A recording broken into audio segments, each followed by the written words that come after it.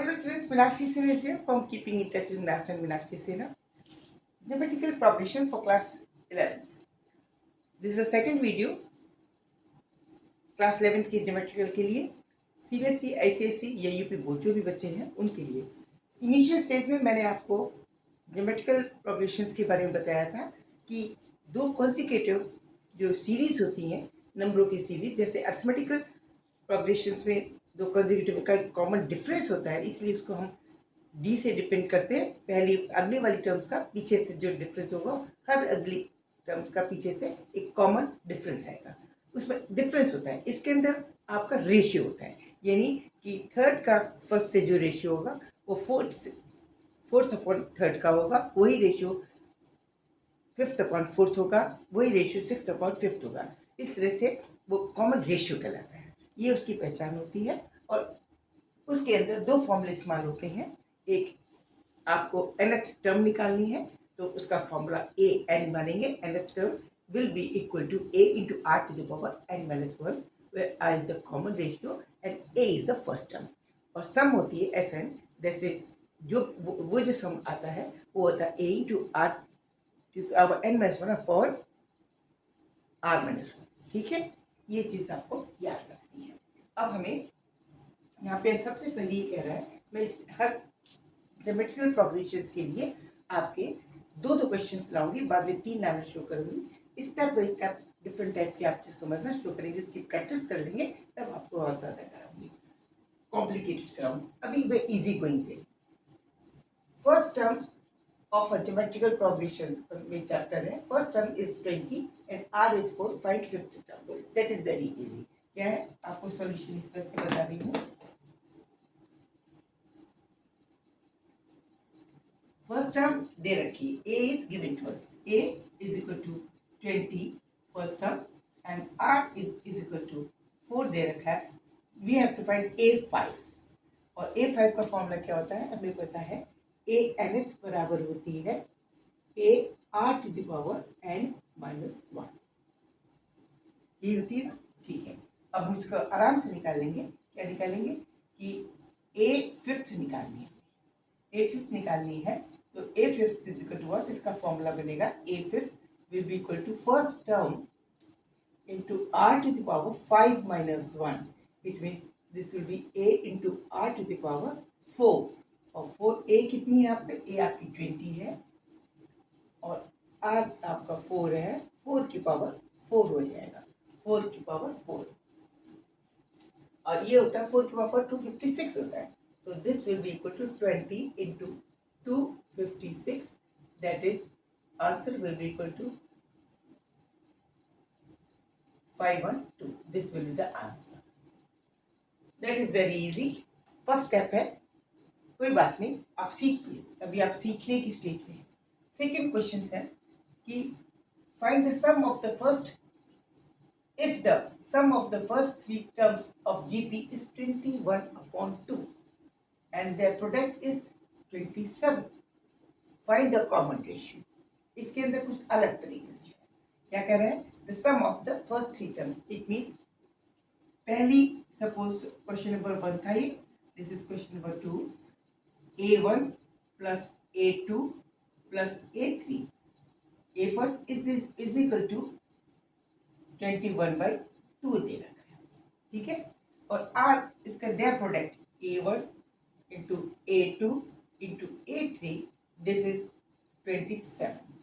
तो आपको r is equal to what निकालना, r is equal to what. इसके अंदर देखिए कॉमन सेंस की बात है, हम थोड़ा सा अकल लगाते हैं। अधिकतर जब कभी आप फ्यूचर में भी ये याद रखिए, जब कभी इस तरह का वो आता है, प्रोडक्ट ऑफ द थ्री आता है, इसको करने का आसान तरीका ये होता है कि अगर हम एक सपोज देखिए, हम इस तरह से अगर कोई सीरीज लेते हैं ए आर स्क्वायर और ए आर क्यूब, ऐसे ले लें कंसेक्यूटिव, तो बहुत कॉम्प्लिकेटेड हो जाएगा। इसमें भी ये भी ए ले लें, फिर ए आर ले लें, ए आर स्क्वायर ले लें, तो भी कॉम्प्लिकेटेड हो जाएगा। यहाँ आर की क्यूब आ जाएगी, सब कुछ आएगी।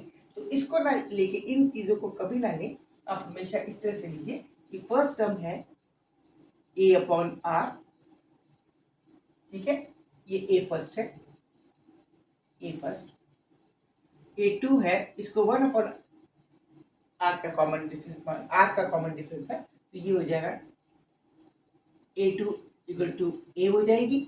इसमें हम किसका गुणा कर दिया, r का कॉमन डिफरेंस है। और तीसरी हम ले सकते हैं, जैसे A3 will be equal to AR। ये देखिए, इसमें हमने 1/r ले लिया, इसमें हमें इजी रहेगा थोड़ा सा। तो हम क्या मानेंगे, product of these three, it means A1 into A1 किसकी वजह से, AR into A into AR, A/R into A into AR। ये भी एक ज्योमेट्रिकल प्रोग्रेशन है जहां हमने r कॉमन डिफरेंस मान लिया है, हम r निकाल लेंगे, इसमें इजी हो जाएगा। ये है 27। इसमें क्या होगा, आपका r कैंसिल हो गया।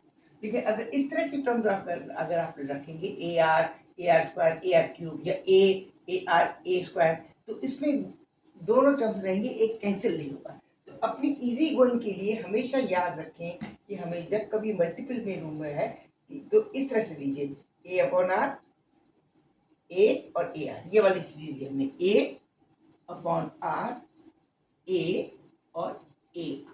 इसमें कॉमन डिफरेंस है 1/r का, और रेशियो है 1/r का, ठीक है। r को इससे गुणा करेंगे तो a रहेगा, फिर ये इसको देखिए, इससे गुणा करेंगे तो ये आएगी, फिर इसको और गुणा करेंगे तो ये आ जाएगा, ठीक है।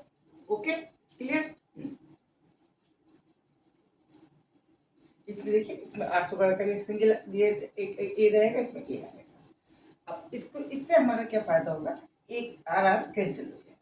जब ये r कैंसिल होगा, a क्यूब की डायरेक्ट वैल्यू आ जाती है, ये 27, यानी a बराबर आया है 3 3 3 3 9 3 27। इजी पड़ा। अब जब ये हमें पता चल गया, अब हम इसकी आराम से a की वैल्यू निकाल सकते हैं। a की वैल्यू कैसे निकाल सकते हैं, इसमें लिखेंगे a की वैल्यू 3 आई ना, और आपकी इसमें पहले वैल्यू लिख दे, क्या है ये चीज क्या है, a है, A/R है, प्लस A है और प्लस AR है। इसकी वैल्यू निकालती है, ये दे रखी है 21/2। अब हम इसमें A निकालेंगे, R निकाल सकते हैं। A हमें पता है, T होगा 3/R plus 3 into R is equal to 21/2। 3 common हो गया, 3 कॉमन ले गया, 3 को हटा दें तो ये आ जाएगा 1/R plus 8 plus R is equal to 7/2। Clear. अब आप इसको सॉल्व कीजिए। अब आप सॉल्व करेंगे तो ये आएगा,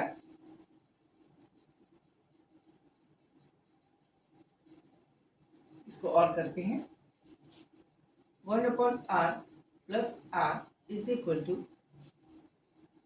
7/2 minus 1, that is 5/2. Okay, or we can say, मैं इधर ले आ रही हूँ, जरा इजी रहेगा, इसको इधर लेके आ रही हूँ। ओके, यहाँ से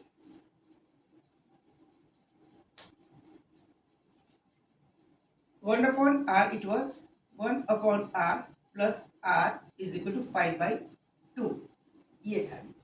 अब इसको हम क्या करेंगे, एलसीएम लीजिए, that is R square 1 plus R square upon R is equal to 5/2, that is 2 plus 2R square minus 5R is equal to 0। ठीक है, 2 times R square minus 5R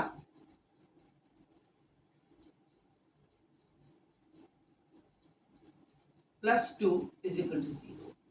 R की वैल्यू निकालेंगे,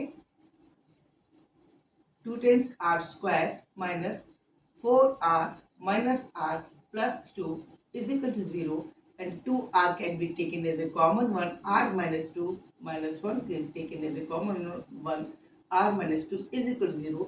This is R minus 2 और 2R minus 1। ये आपके दो answer हैं कि R की वैल्यू क्या होगी, is equal to 0। It means either R will be equal to 2 or R will be equal to 1/2। ये 2 आंसर आएंगे। अब आपकी जो सीरीज बनेगी वो 2 बन सकती है। जब r बराबर 2 है तब कौन सी सीरीज होगी? 2 सीरीज बन गई। एक किस किस सीरीज में? एक तो 3 का एक सीरीज बनी a is equal to 3, a is equal to 3 and r is equal to 2 वाली। और दूसरी सीरीज बनेगी a is equal to 3 and r is equal to 1/2। ठीक है, अब आपकी सीरीज बन जाएगी। This is the answer. Okay, thank you.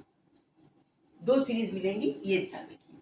आपको दोनों, अगर वो सीरीज पूछता है तो सीरीज भी निकाल सकते हैं आप। क्या करेंगे, पहले 3 होगी, फिर दूसरी 3 दूनी 6 हो जाएगी, फिर 6 दूनी 12 हो जाएगी और 12 दूनी 24 हो जाएगी।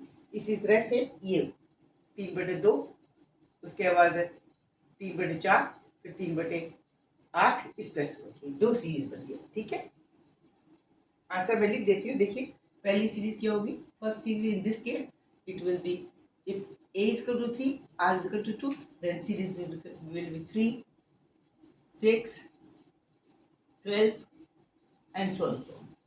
और इसकी क्या होगी? इसकी 3, 3/2, 3/4 and 3/8.